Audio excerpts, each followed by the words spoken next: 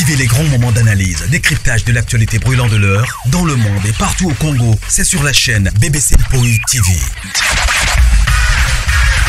Toutes les vérités sur fond d'analyse, décryptage, sans langue de bois. Sur BBC Mpoi TV, on passe au peigne fin, l'actualité brûlante de l'heure. Nous sommes fiers d'être Congolais, nous sommes fiers d'être Africains. Construisons ensemble une bonne société pour nous et pour nos enfants.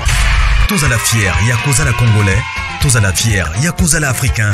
Tous à la na bomoko, poto tonga mboka, pona biso, na banda na biso.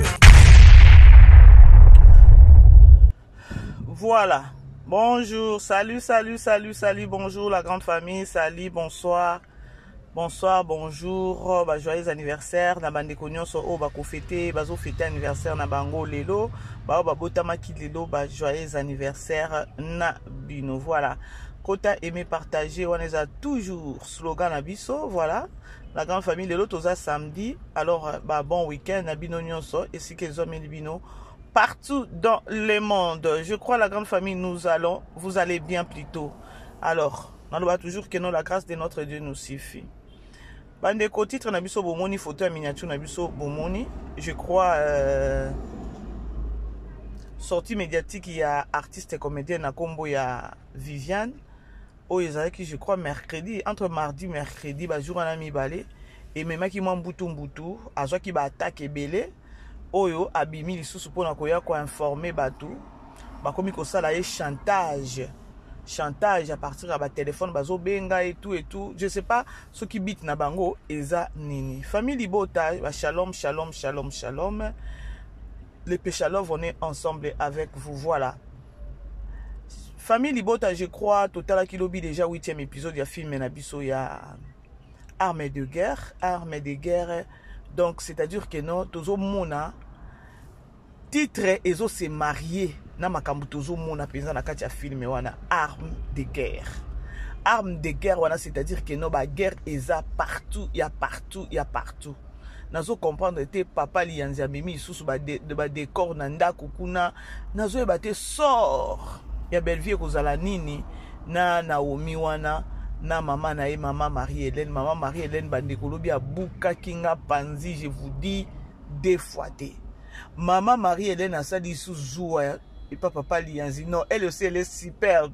Maman Marie-Hélène peza a zappé artiste et comédienne non a kota kiango penza kitoko a sali sous et papa lianzi ya koloba ke no bane okose nzoka bota pe na fiango na mwasi vraiment bravo à maman Marie-Hélène akenango kitoko makasi. Voilà la grande famille to consommer kaka film na biso ya armes de guerre, vraiment ba félicitations na biso famille libota na sens que non premier épisode déjà c'est beti 98K to kende to betango kaka ça et ça bien parce que on a baki que non focus donc c'est-à-dire que non 100K to betango da objectif na biso yango wana malgré to koyana ba analyse awa mais objectif est à focus sur Belleville télévision. Alors les péchalov non le bilabino ka toujours que non tozota la mobutu na et pas papa et pas oncle nani tonton O et pas tonton O film ya Maïcha deuxième saison.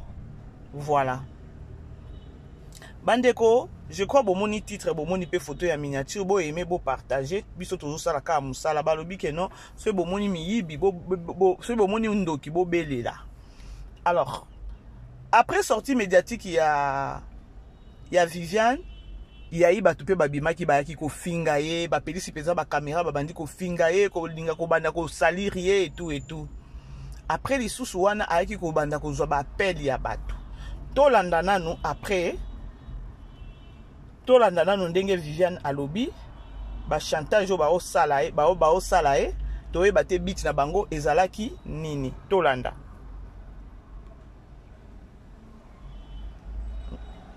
famille tolanda na sasa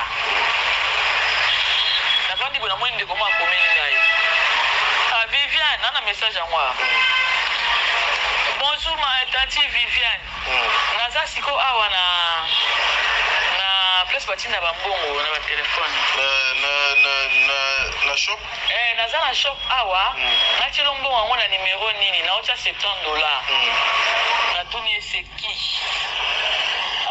Tante Viviane ko expliquer aussi mais yo loba kaka na cha mbongo na numéro bozolanda yo ozotiela mutu mbongo siko na kotiela mutu mbongo mutu ayebi tuni yo seki o ya Viviane pesa na nukaka na cha mbongo wapi pona nini après tokosolola après ezalaka boyo ka makambo yango toloba lorsque toya kosala ba analyse bandeko toya kosala ba analyse à la Kanté bato bakomona yango kaka ezeloko moko boye ya muke mais ezeloko ya muke te to continuer nani comme ça to ça elango analyse to continuer na tuni c'est qui Tati Viviane ko expliquer aussi mais yo loba kaka na cha mbongo na numéro nini. OK. La répondre pour la deuxième fois c'est qui? C'est qui? C'est que na tika nanga na komi oui na message yango na ko na nzana. Na epshika oui. Tati Viviane osenga ngai miliki ya mwana. Osenga miliki ya mwana na epse penanga na bi pourquoi ozokosela nga makambo nga moko mukolo nzoto na yebi makambo oyo yo solo balanga ici ozokosela nga makambo na yebi yo te nzoto na seki soki vraiment si réellement nga Viviane na seki otina nga mbonga miliki ya mwana est-ce oko hésiter po okomela nga kombo na yo to rappeler nga la personne nini osola na ye bandeko bozola na kati na no audio na kati na no audio to sola muke c'est-à-dire que Viviane après Sanzambene merci parce que ou encore on a que féliciter Viviane parce qu'elle était souple. Et ça qui déjà chantage moko ya mabe makaso baneba ba ko sambwisa Viviane sur les réseaux sociaux. Vous savez quoi? Ce que Viviane peut akotaka na ben wana ou encore achaka kilo koso liboso ya koloba keno ba otile $70 ya mwana asomela mwana miliki. Ce qui azaki na présence d'esprit te ya koloba seki ou encore lokola yo zo koselanga makam. Ce qui azaki na présence d'esprit te awelela kaka keno $70 bazotiela mwana. Nyonso alinga loba peut-être na numéro. Na peut-être ba identité alinga pesa wana balinga ba enregistrer ye. Na sima ko enregistrer ye, ba ko balancer yango sur les réseaux sociaux. Yango moni tata on ko sala analyse nanga. Na ko sala analyse na sens que non na la moussa peut-être batou artiste comédien baza toujours kaka na danger maintenant na ko tchate na ko lobate que non oh eza kan oh eza biso no soto yebi que non sortie médiatique ya Viviane la grande famille nani famille Libota plus bo aimer vidéo bo partager sortie na ye tango asalaki oh to yebi que non alobaki ezaki juste kaka vérité parce que ba français balobi la vérité blesse, mais elle reste toujours la vérité.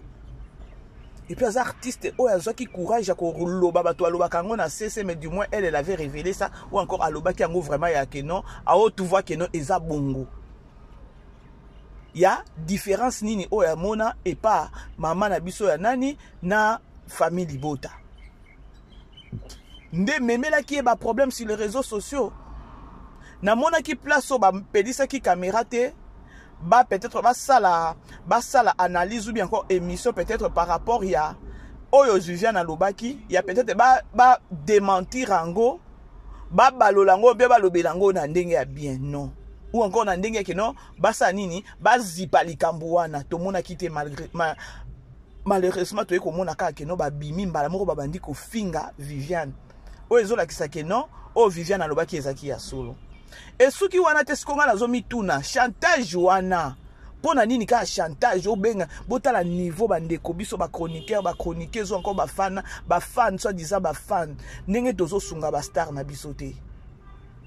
Donc tozo travailler avec la méchanceté ti wapi sikoyo nga na zomi tuna soki Viviane azalaka souple te na chantage ou bien na appel au basalela qui soit disant $70 ya miliki ya mwana osengaki elle était souple moko bandeko yango wana bambongo mususu ezaka ya kolia te yango wana bambongo mususu mona ba osombo yo zoyeba te to solo na lo bandeko bokomela ngana na ba commentaire ceux qui siko Viviane panza na kapona $70 wana ilinga osukela e nini sur les réseaux sociaux na minute parce que le temps oyo bango basalaki punani wana ya koloba kenon to sala boy to benga ye to ebise kenon to chele mbongo boye tango ya ko banda ko répondre apesa ba identité nyonso to ko enregistrer c'est ça des aki boule na bango non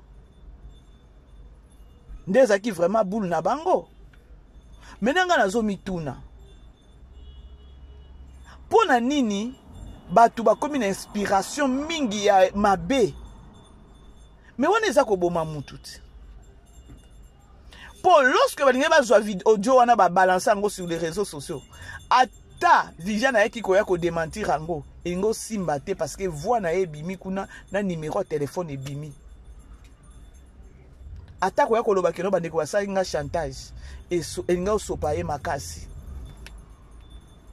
Enga osopa Viviane to continue. Hello a répondant à té. La tiki moi 2 jours, na moi so pesi nga mbote. Salut Viviane. La réponse premier c'est qui?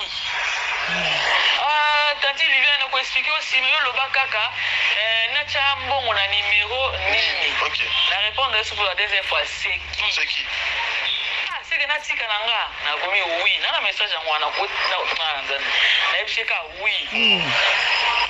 Tanti Viviane osenga ngai miliki ya mwana. Osenga miliki ya mwana. Na epsepe nanga na bi. Pourquoi ozoko selanga makambo? Nga moko mukolo nzoto. Na ebi makambo oyo. Yo solo balanga ite. Pourquoi ozoko selanga makambo? Na yebi yote na zoto na seki. Soki vraiment si réellement nga Viviane na senga ki mbongo miliki ya mwana. Est-ce que ko hésiter pour okomela ngo na yo? To rappeler nga la personne ni na osola na ye. Si hello a répondant à té. Na tiki moi 2 jours. Na moi so pesi nga mbote. Salut Viviane.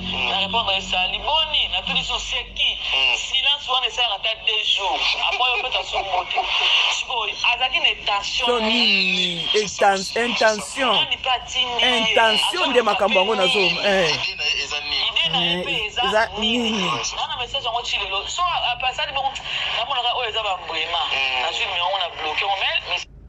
bandeko bozolanda.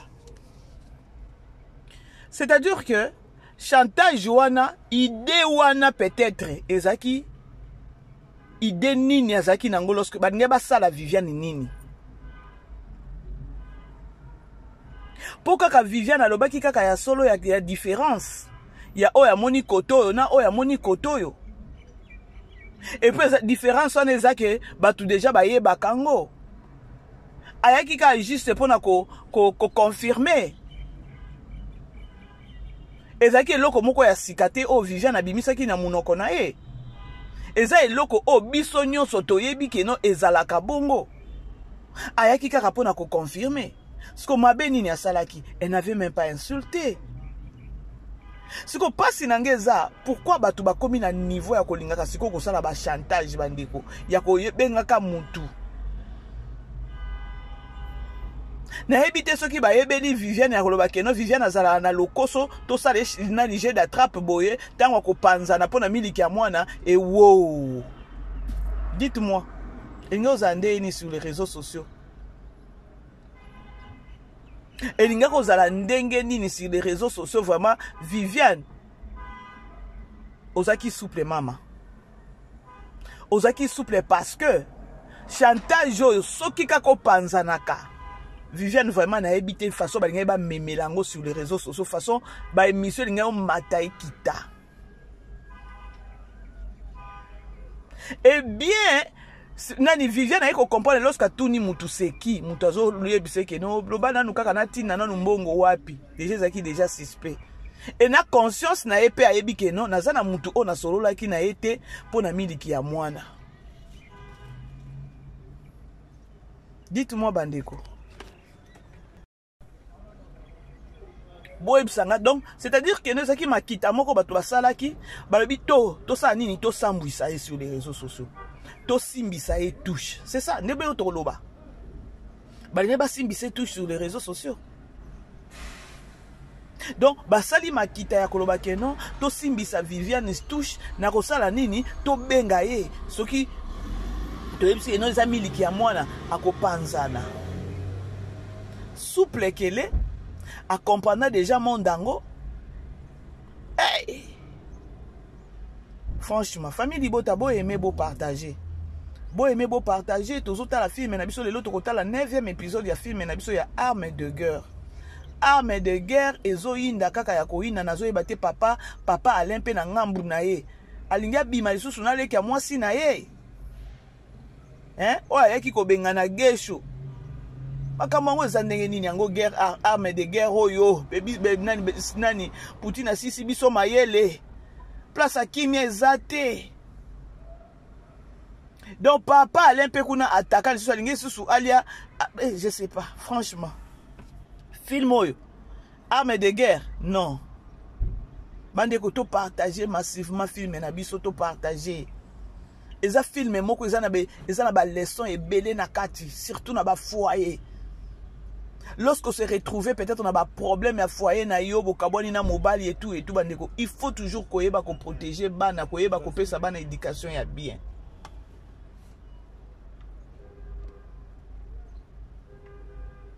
Dès qu'on peut ça donc nazo ebate. Donc guerre eza partout.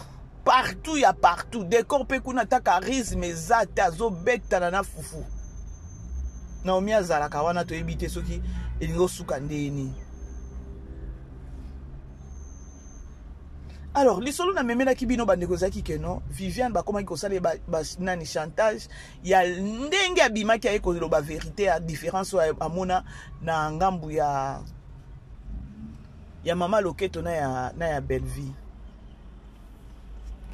Je crois bandeko bozo landa bozo comprendre peut-être lisolo. Sasa. Et monsieur a salaki wana. Mwende koma komeni ngai. Viviane, nana message à moi. Bonjour ma tante Viviane. Naza siko awa na place batina bambongo na ba téléphone. Na shop? Naza na shop awa. Na tshelo mbongo ngo na numéro nini na ocha $70. Na tuni eseki. Tante Viviane na ko expliquer aussi mais yo loba kaka na cha mbongo na numéro nini. Okay. Na répondre sur la deuxième fois c'est qui? C'est que na tika nanga na komi oui na message ngwa na kutna na epsheka oui. Tante Viviane osenga ngai miliki ya mwana. Osenga miliki ya mwana na epse penanga na bi pourquoi ozoko selanga makambo nga moko mukolo nzoto na yebi makambo oyo yo solo balanga ite. Pourquoi ozoko selanga makambo na yebi yo te na zoto na seki soki vraiment si réellement nga Viviane na epse ko tinanga mbonga miliki ya mwana est-ce oko hésiter pour okomelanga kombo na yo to rappeler nga la personne ni na sola na ye. Bandeko bolanda. Bandeko bozolanda. Siko bulu na bango ezaki nini sikoyo?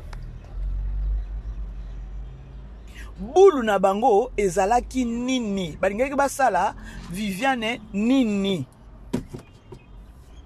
Donc na minute on a omona déjà na bendi déjà bilili ya koloba keno audio linga obima ya Viviane azosenga mbongo ya miliki ya mwana ye wana kuna zo ya kobimisa ba vérité mususu mais azosenga biso koto nani mbongo ya miliki ya mwana bongo te ingo za la bongo ti elinga keno ba récupérer peut-être belle vie babandi peut-être kolobela belle vie mabe ya kene kikuna ya mutu ngo lobi boye boye siko zosenga su biso mbongo ya miliki ya mwana uzomona makambo ngo méchanceté. La méchanceté, penso yo kaka méchanceté. Batu baza mabe. Chronique. Oh, to salo encore ba chroniqueur, ba chronimama. Façon to kena musale to sunga isuna ba star na bisote. To sunga ba star na bisote. Na ngi kutuna lancer na nous message moko awa bandeko. Lorsque bisoto yaka nga personnellement tant on a reçu une analyse nanga na ka pona bebisa image pe ya Poutine ou bien image ya Irsi Pechangate. Moi je viens ko recadrer bateau ce qui na yo ki botaka likambu o ya Viviane ezelo komo bo photo ça les lango ba émission na sens que non batou ba boza la souple ba chantage comme tina ko benga la ba phone peut-être ba ba enregistrer eza matière te eza matière. Viviane a lobby ango kaka tika loba kaka lobby ango ka bongo en passant mais eza problème que non ceux qui ba a panzanaka apesi numéro apesi identité na ba tshele mbongo miliki ya mwana mbelelo to sola nini sur les réseaux sociaux mbe nani na minute sur les réseaux sociaux asambwe mbe na minute na réseaux sociaux nani nga sambwa famille libota to partager ya koyeba ke non batu bayeba ke non to timbeli batu mususu bazana bakomi ko benga batu pona chantage bakosa batu pourtant bako enregistrer yo ba balancer siko comment est-ce que oli musala ezala donc bitumba ezala ya musala na sens moko ya bien mais bokomi okende kokota na ba inspiration mususu bozokende kozwa. Moi je me suis même demandé na bi na vandi kaka boye inspiration moko ekitelinga kaka ke non na sala ye chantage moko na benga ye sur les réseaux na benga ye na téléphone na ebisi kaka ke non na otinde mbongo miniki ya mwana tango abengaki Viviane azaki déjà na numéro non siko surtout na numéro nini natinda or numéro ya abengaki Viviane ezaki déjà numéro azaki asayebi ya Viviane il pouvait peut-être kotinda mbongo kaka na nini mais ya lingaki siko confirmation moko boye natinda na numéro nini siko tango oloba na numéro nini siko le temps oyo Viviane le temps oyo Viviane alingaka sa nini Viviane alingaka le temps oyo Viviane alingaka banda kopesa ye numéro bazo enregistrer mba moko bomoni sort ya Viviane ndenge lingo kende bomoni sort ya Viviane ndenge lingo ke mabe makasi et puis ezaki peza chantage ya sa naturel Viviane azala numéro mibale misato je sais pas kaka numéro obengaki ana ezaki déjà numéro lingo chambongo peut-être yo linga ko socheli mbongo ya miliki ya mwana osali nini oye ko rappeler ya Viviane omoni mbongo na chia miliki ya mwana yangwana na chia na numéro na okaka oyo yangwana ba artiste boza souple makambo ngo ezokende mabe makasi ba chantage ya motindo oyo ata ba biso pe ande to travailler sur les réseaux sociaux ngane na za boye ba numéro nyoso na yambaka te soki numéro eza ya sika o numéro wana na yebi yango te eza na paramètre na nani na ngai te na kosala ni na contact na ngai te na yambaka te écris-moi sur WhatsApp présente-toi et wana siko na oyeba awa boye na oyeba ke non à qui j'ai affaire po eza na batu mususu bazana ba audace moko boye obengi nuka mutu boye pa oyambi allô bonjour tout fina yo tu commences des insultes. Bande qu'on a zob appel ou na ta 3 na ba toi SB. Moi personnellement analyse dans ça que je n'insulte jamais. Je n'insulte jamais. Ngana lobaka ne ba vérité. Ndikamneti ah na yena likambo ya Viviane. Est-ce que j'ai formé na formant ou bien na travailler na zu kaka oyo ya lobaki. Oh peut-être ba toi kozango à la légère. Oh reza likambo. Soki Viviane a panza na kambe na minute o ba o sambwisa Viviane. Et puis Viviane analinga zaye moko te balinga pe ba ko tsape kaka Poutine. Maintenant pourquoi pas lorsque nous ça analyse boye na sala émission sur makambo boye bozwa bo partager. Ya koloba et comme inde isusu ya boye ah oui. Ah oui. Je crois Bolandi Viviane ndenge ya lobby. Bolandi. Alors, c'est au moins ça la grande famille. Na komi nanga ko chité, j'ai pas voulu vraiment na zabino tamulaï moi 23 à 25 minutes, c'est bon déjà. Et voilà bah bon week-end na bino nyonso et si que zomeli bino partout dans le monde bandeko. Musala tozo sala tozo ko nuire vie à artiste na biso on fait que venir défendre et moi promotion ba produit na bango et que ça la vraiment bien. Ya ba film na bango et ça vraiment bien. Moni makambo mususu tokyo banda kotika te ya keno to moni bakena makambo boye to vandi kimia ou encore lorsque tozo to ya kolukela belle vie makambo to ya kolukela belle vie makambo te soki botali la majorité ya ba chaîne o e défendre ka belle vie to kendaka na ba insulte te. C'est juste que no balobeli peut-être nani star na biso mabe on vient aussi défendre parce que na kam mususu wana bango donc c'est-à-dire que no ba teka milimo pona ba insulte. Alors, il y a des gens qui lobeli nani Poutine biso pe to vandi et si longtemps que notre yebi moi vérité. Je crois que nous la grande famille bozo comprendre nga. On n'est pas là pour na relouquer la belle vie makambu encore nani Irsid Pechanga non.